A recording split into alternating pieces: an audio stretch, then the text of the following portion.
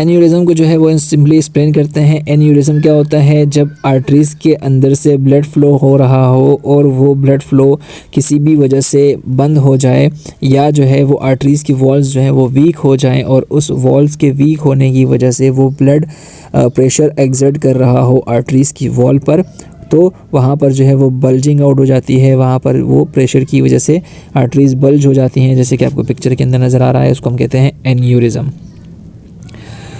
Aneurysm जो है मैंने आपको समझा दिया कि ये जो है किस वजह से होता है, weakening of the arteries, artery wall की वीकनेस की वजह से होता है, जिसकी वजह से लार्ज बल्ज आउट हो जाता है। ये जो है ब्लीडिंग कर सकता है, किसी भी जगह पर रप्चर हो सकता है, जिसकी वजह से बहुत सारे कॉम्प्लिकेशंस हो सकती हैं। ठीक है जी। कहाँ कहाँ मौजूद होते हैं, ब्रेन, आयोर्टा, लेग्स के स्प्लीन के अंदर कॉमनली ये बन सकते हैं। ठीक है। कॉजेज़ क्या होती हैं इसकी, प्लाक फॉर्मेशन यानी एथेरोस्क्लेरोसिस, आर्टरीज़ के वॉल के अंदर प्लाक फॉर्मेशन हो जाती है, डिपॉजिट हो जाते हैं लिपिड्स, जिसकी वजह से वो जो वॉल होती है वो अपनी इलास्टिसिटी लूज़ कर देती है, वो वीक हो जाती है, और वीक होने की वजह से वो प्रेशर बर्दाश्त नहीं कर पाती और गुब्बारा बन जाता है। एन्यूरिज्म को आप समझ लें, गुब्बारा बन जाता है। जो आर्टरीज़ की मिडिल लेयर होती है, 3 लेयर्स होती हैं आर्टरी की, और वेन की 3 लेयर्स होती हैं। उनमें से जो मिडिल लेयर होती है वो मोस्ट कॉमनली इफेक्ट होती है, क्योंकि वो बहुत थिक होती है, और जब वही जो है वो डिफेक्टेड हो जाएगी तो एन्यूरिज्म के चांसेस बहुत ज़्यादा हो जाते हैं।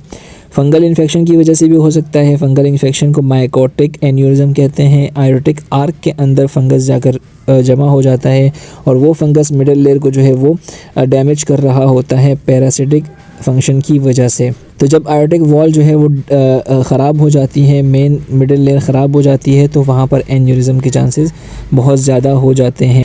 कंजेनाइटल डिसऑर्डर को अरेक्टेशन ऑफ द आयोटा, पिक्चर के अंदर आपको शो कर रहा हूँ कि यहाँ पर देखें डिफेक्ट शो कर रहा है। जो आर्टरी है आपकी वो बंद हो गई है। जब वो बंद हो गई है तो प्रेशर की वजह से क्या होगा, जो ये डिफेक्ट के पहले के जो एरिया है वहाँ पर बल्जिंग आउट होना शुरू हो जाएगी। ठीक है। ट्रॉमा की वजह से हो सकता है, किसी भी वजह से जो है आर्टरी डैमेज हो सकती है, उसकी वजह से एन्यूरिज्म हो सकता है। साइफिलिस जो है सेक्सुअली ट्रांसमिटेड डिजीज़ है, इसके अंदर बैक्टीरिया जो होता है वो क्या करता है, वो भी आयोटा के अंदर जाकर उनको वीक कर देता है, और जिसकी वजह से एन्यूरिज्म के चांसेस बहुत ज़्यादा हैं। और हाइपरटेंशन तो आपको पता ही है कि जब प्रेशर ज़्यादा हो जाएगा तो एन्यूरिज्म के चांसेस बहुत ज़्यादा हैं। साइन सिम्टम्स की अगर हम बात करें तो asymptomatic pulsating mass in the periumbilical area, periumbilical area जो है आपको पिक्चर के अंदर नज़र आ रहा है। यहाँ पर पल्सेटिंग मास जो है आपको फील हो रहा है। पल्सेटिंग मास का मतलब ये होता है कि जैसे कोई चीज़ फुदक रही हो। ठीक है। पल्सेटिंग का मतलब क्या होता है, जैसे कोई चीज़ फुदक रही हो, तो इस तरह की आपको जो है महसूस होगा। ठीक है। वहाँ पर possible systolic brute over the aortic on auscultation, जब आप अस्कल्टेट करते हैं, पेशेंट को जो है सुनते हैं, स्टेथोस्कोप के ज़रिए सुनते हैं, तो वहाँ पर आपको ब्रूट साउंड सुनाई देगा। ब्रूट साउंड जो है एक साउंड होता है, वो किसकी वजह से बनता है, जब आपकी आर्टरीज़ के अंदर से ब्लड प्रेशर से पास हो रहा हो, और जब प्रेशर से पास हो रहा हो लेकिन जो आपकी आर्टरी है वो नैरो हो यानी कि तंग हो, तो एक तंग होने की वजह से वहाँ पर ब्रूट साउंड प्रोड्यूस होता है, तो आपको वो सुनाई दे सकता है। ठीक है। पॉसिबल टेंडरनेस और डीप पल्पेशन, यानी कि डीप पल्पेशन जब आप करेंगे पेशेंट की, तो पेशेंट को जो है वो पेन होगा, और सख्त एरिया जो है वो सख्त सा फील होगा और पेन होगा। और lumbar pain that radiates the flank and growing, lumbar pain होगा जो कहाँ पर रेडिएट करेगा, पीछे बैक साइड से शुरू होकर पेट की तरफ आएगा। फ्लैंक का मतलब पेट होता है, और ग्रोइन और नीचे जो चड्डे होते हैं वहाँ पर जो है पहुँचेगा, वहाँ पर जो पेन होगा वो फील होगा। तो ये जब फ्लैंक और ग्रोइन की तरफ पेन आ जाए तो इसका मतलब ये है कि अब बहुत ही जल्दी जो एन्यूरिज्म है वो रप्चर होने वाला है। इमिनेंट का मतलब होता है बहुत जल्द कोई चीज़ होने वाली हो, तो इसको हम कहते हैं इमिनेंट। और रप्चर जो है रप्चर होता है, तो इमिनेंट रप्चर होने वाला है, तो इसको मेडिकल इमरजेंसी है। जब एन्यूरिज्म जो है वो रप्चर होता है तो वो क्या होता है, कैसे फील होता है, सीवियर टेयरिंग एब्डोमिनल और बैक पेन, बहुत सख्त जो है वो दर्द होता है पेट में और कमर में, वीकनेस होती है, sweating, tachycardia, hypotension, circulatory collapse. ठीक है। सर्कुलेटरी कोलैप्स का मतलब ये होता है कि आर्टरीज जो है वो रप्चर हो जाएं, पेशेंट जो है वो ब्लीड करने लग जाता है इंटरनली, तो सर्कुलेशन जो है वो स्टॉप हो जाती है। मिसाल के तौर पर अगर ग्रोइंग के एरिया में रप्चर हुआ है तो जो पाँव की सर्कुलेशन होगी वो रप्चर हो जाएगी, डिस्टर्ब हो जाएगी, तो सर्कुलेटरी कोलैप्स कहलाएगा।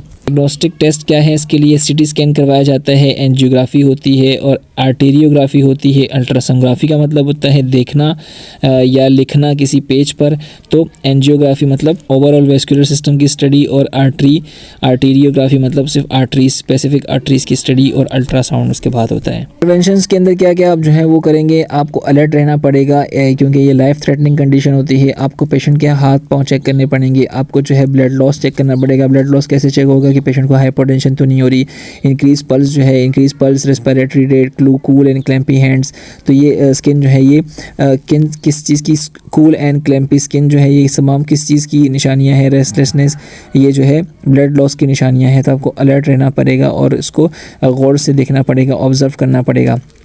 अगर रप्चर होता है फ़ौरन जो है वो पेशेंट को सर्जरी के लिए भेजा जाता है और पेशेंट को जो है एवेल्युएट करते रहना पड़ेगा आपको कि वो जो है उसको कोई दर्द तो नहीं हो रहा, उसको जो सप्लाई है, ब्लड सप्लाई है टिश्यूज़ को वो एडिक्वेट है, उसके जो हाथ पाँव है वो वार्म है, और साथ साथ जो है उसके ब्लड प्रेशर और पल्स को भी देखना पड़ेगा। ठीक है जी। पेशेंट को आप बताएंगे कि वो न पुश करे न पुल करे, हैवी ऑब्जेक्ट्स को लिफ्ट ना करे जब तक जो है वो सर्जन उसको अलाउ नहीं करता।